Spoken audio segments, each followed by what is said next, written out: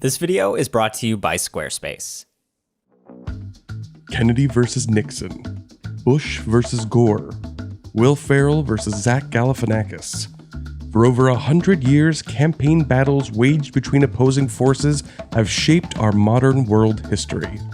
This extends to the world of musical theater, where a yearly battle has raged for over 7 decades. The Tony Award for Best Musical. There have been several Tony Awards telecasts where the top prize reveal was as mysterious as an unmasking in an old episode of Scooby-Doo.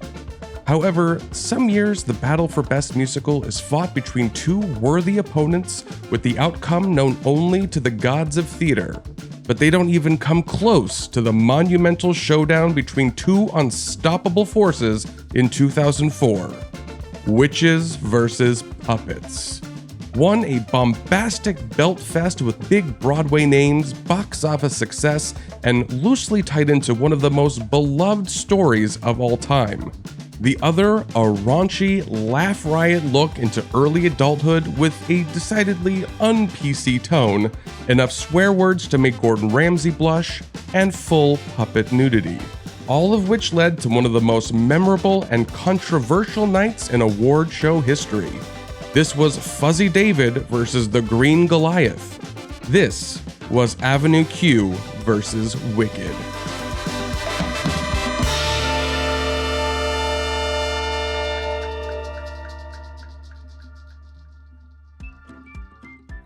Oh boy, have I got a problem. You see, I love photos of famous Richards, but I've got too many. What should I do? We can use Squarespace. There's even a blogging feature, so I can tell people all about them. And with their new fluid engine sizing blocks, we can have long ones, short ones, wide ones. Hey, Brendan, oh my God! That website makes those look fantastic! Gee willikers! I wish I could make a website that looked like that! You can! Double-click over to squarespace.com/waitinthewings and use code WAITINTHEWINGS to get 10% off your first purchase of a website or a domain! Wow, thanks, Brendan! But I think you got a problem. Aw, shucks!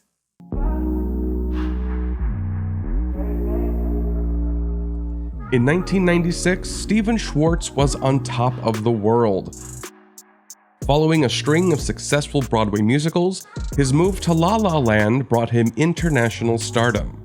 Schwartz teamed up with composer Alan Menken to provide the lyrics to iconic Disney animated films Pocahontas and The Hunchback of Notre Dame, the former providing the creator with his first 2 Academy Awards.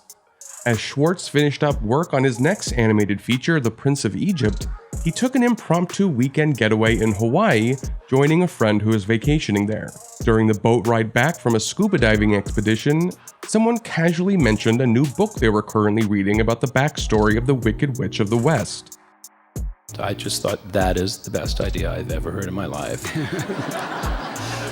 I got back to the mainland the next day and I called my lawyer and I said, okay, someone has the rights to this book. You have to find out who has the rights because I think I need to do this. Like divine intervention, he somehow knew Wicked was a story ripe for musical theater. Wicked, Gregory Maguire's prequel to the beloved The Wizard of Oz, examines the tumultuous and tragic past of the famous Wicked Witch of the West as she defied expectations, defied a scornful society, and defied, well, you know, condensing a 400-page odyssey of complex characters and complicated social systems into a 2.5-hour evening of musical theater is a tall order. But one woman was more than up for the job. Emmy-nominated Winnie Holzman made a name for herself in the television world, writing for the popular drama 30-something and creating the hit show My So-Called Life. In 1996, while casually book-shopping in New York, Holzman was struck by the cover artwork of Wicked. Intrigued by a reimagining of a famous story from the villain's perspective, she purchased the book. Before she even read a page, Holzman inquired about the rights with the hope of adapting it for the film world. Holzman and Schwartz received the same answer. Universal held the rights, and a screenplay was already in the works. Robert Lopez was living at home with his parents. A recent graduate of Yale, he'd found his passion for writing music at the ripe old age of 11. Through his years of composing various musicals like his idol Stephen Sondheim, Lopez loved making people laugh with his music. After graduating, Lopez joined the Lemon Angle BMI Workshop, a weekly masterclass where a select few burgeoning book, music, and lyric writers gather to learn and hone their skills. Lopez was used to a one-man organization, but soon he started feeling left out.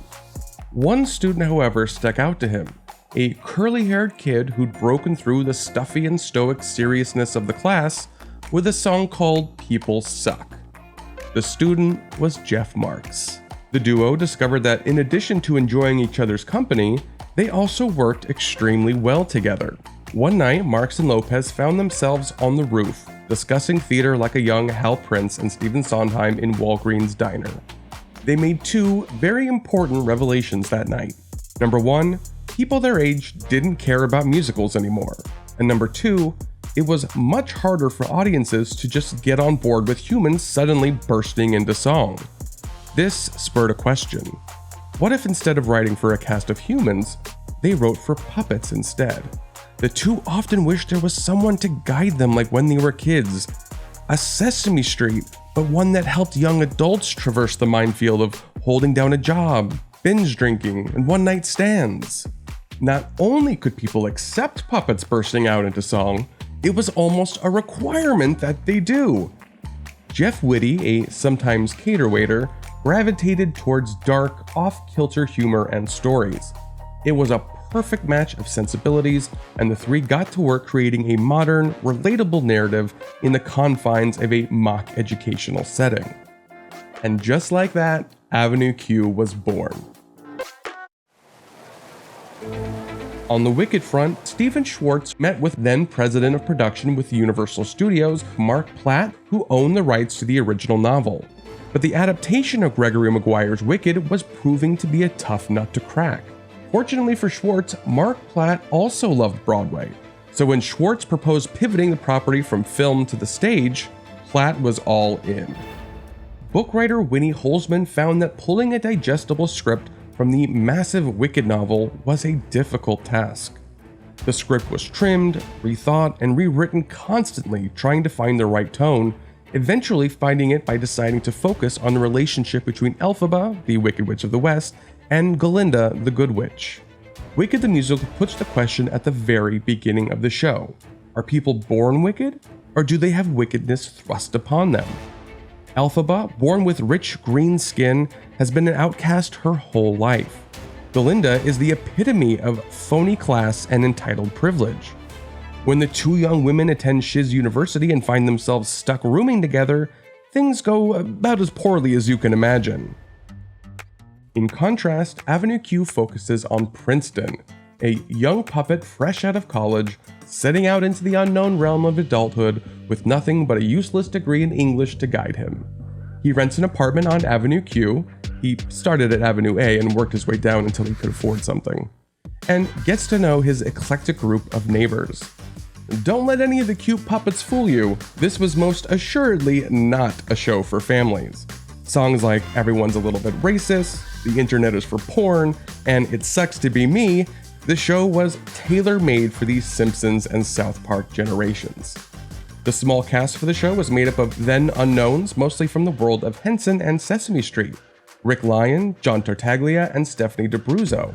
There was only one main set, and the costumes were minimal, with the puppeteers wearing all-black street clothes. This was a small, intimate show that had audiences wiping away tears from laughter. The show opened off-Broadway at the Vineyard Theater for a few months in spring of 2003. Encouraged by great reviews and low running costs, the show quickly moved to Broadway's John Golden Theater that July, the second smallest of the 41 Broadway houses. 3 months after Avenue Q moved into the neighborhood, Wicked worked its way down the Yellow Brick Road to the Gershwin Theater on October 30th, 2003. The show was big on every level. Big feelings, big voices, big sets. Lavish, expensive costumes, mystifying stage magic, flying monkeys. It had it all. The show added an impressive mix of beloved Broadway legends, young talent beginning their break careers, and 2 actresses on the precipice of superstardom. Rent star Idina Menzel as Elphaba and Tony Award winner Kristen Chenoweth as Glinda. While the show received some good reviews, they were mostly lukewarm at best. But that was not the audience's feeling in the Gershwin Theater every night. It appealed to scores of devoted Wizard of Oz fans, spoke to young people, and embedded itself into the hearts and throats of every theater kid from New York to Australia. Wicked had the world seeing green, particularly the show's producers, to the tune of a staggering $1 million a week. Once the Tony nominations were announced on May 10, 2004, it set the theater world ablaze with speculation. Avenue Q received 6 nominations, and Wicked flew away with 10. Everyone had their own opinion on who would capture the night, though all the major awards seemed to be a lock. Even the biggest award of the night was considered a done deal. Wicked would win. Though Avenue Q got the best reviews of the season, Wicked dominated every Tony prediction poll and was defying gravity at the box office. But the persistent puppets weren't going down without a fight, and luckily they had a secret weapon: Drew Hodges. The founder and CEO of one of Broadway's biggest marketing agencies, Spotco, Hodges created the iconic branding of shows like Rent and Chicago. With Avenue Q opening almost 9 months before Tony nominations, Hodges realized voters might forget Avenue Q even existed. He wasn't going to let that happen. In years past, that would likely mean a small increase in ads and inviting voters to see the show again closer to voting. Hodges' new strategy? Launch an all-out assault on the theater world that would change the Tonys forever. Stripped away were the fake smiles and polite politicking. It was time for a disruption, and Avenue Q was ready to make it known, loud and proud, that they were gunning for the Best Musical Tony Award.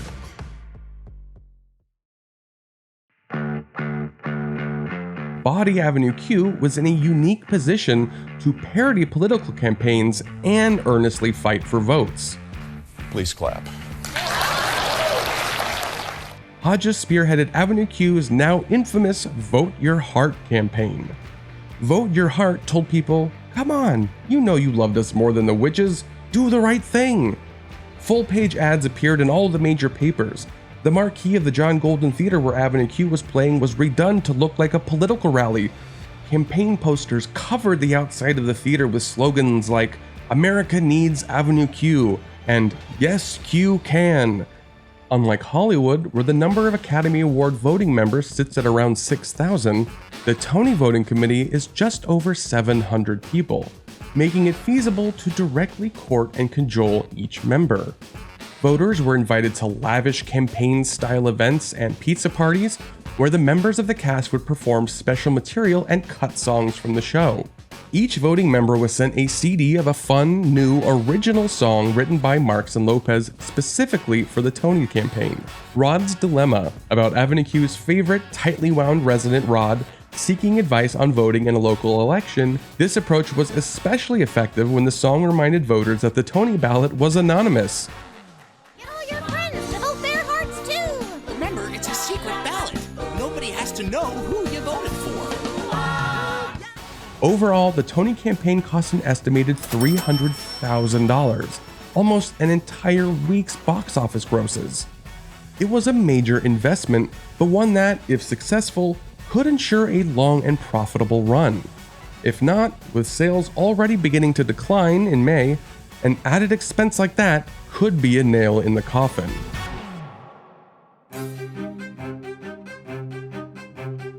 All the planning, all the cajoling, all the elbow rubbing built to one memorable night on June 6, 2004. Right off the bat, Wicked bagged 2 awards for Best Scenic Design and Best Costume Design, awards that Avenue Q wasn't even in the running for. The first real battle in the Tony War between Wicked and Avenue Q didn't come until 40 minutes into the evening with the Best Book of a Musical category. Jeff Whitty's script was a heartfelt and hilarious look at the low-stakes ins and outs of being an adult, but Winnie Holzman's masterful metamorphosis of Gregory Maguire's original novel was destined to win. Presenter Harvey Fierstein opened the envelope and in his gravelly bass voice announced, "And the 2004 Tony Award goes to Jeff Whitty for Avenue." The theater erupted into thunderous applause as an equally shocked Whitty rushed to the stage. Somehow, Avenue Q emerged victorious from their first skirmish, but the war was far from over. The evening rolled on. After a powerhouse performance of Defying Gravity, the next big matchup for Best Original Score seemed to be a lock. How could a pair of musical theater workshop friends possibly defeat Broadway and Disney royalty in Stephen Schwartz? The score for Avenue Q was light, fun, and funny, but complicated? It was not. Wicked, on the other hand, boasted large, complex group numbers, killer solos, and one of the most thrilling Act 1 finales in history. And the American Theater Wing's Tony Award goes to Avenue Q, music and lyrics, Robin Lopez and Jeff Marks. Avenue Q and Wicked were now tied at 2 awards apiece. By this point, Wicked's producers were nervous but cautiously optimistic. They'd yet to win any awards on the main telecast of the Tony Awards, and with each award that slipped out of their hands, the odds of winning the Best Musical trophy increasingly became less favorable. One of the few remaining chances for Wicked to take home a Tony came down to the gravity-defying category, Best Actress in a Musical. And the 2004 Tony for Best Leading Actress in a Musical goes to Idina Menzel, Wicked. Now ahead with 3 awards to Avenue Q's 2, Wicked's producers felt pretty confident going into the evening's final award for Best Musical. Presenters Nathan Lane and Sarah Jessica Parker took to the stage.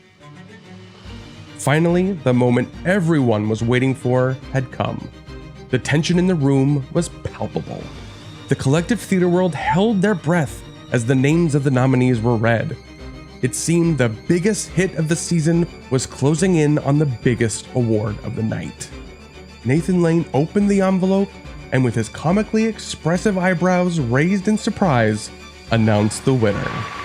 And the 2004 Tony Award for Best Musical goes to Avenue Q. The shockwave of disbelief could be felt through the television screen as the 6,000-seat auditorium erupted in a collective gasp. Absolutely no one saw it coming, not even the people running the awards telecast itself. When Nathan Lane read the name of the winner, the image that flashed on all the huge screens in the hall was Best Musical, Wicked. Avenue Q had done the impossible. They got Tony voters to vote with their hearts instead of their pocketbooks. Thanks to the Tony, Avenue Q lasted over 6 years and 2,500 performances on Broadway before closing on September 13th, 2009. But then, in an unprecedented move, the show immediately reopened off-Broadway at New World stages and ran for another 10 years, closing on May 26, 2019. Wicked is still one of the biggest musicals on the planet, with productions selling out theaters around the world. Not only were the effects of Tony Night felt in each show's respective box offices, but the ramifications shook the Tony Awards themselves.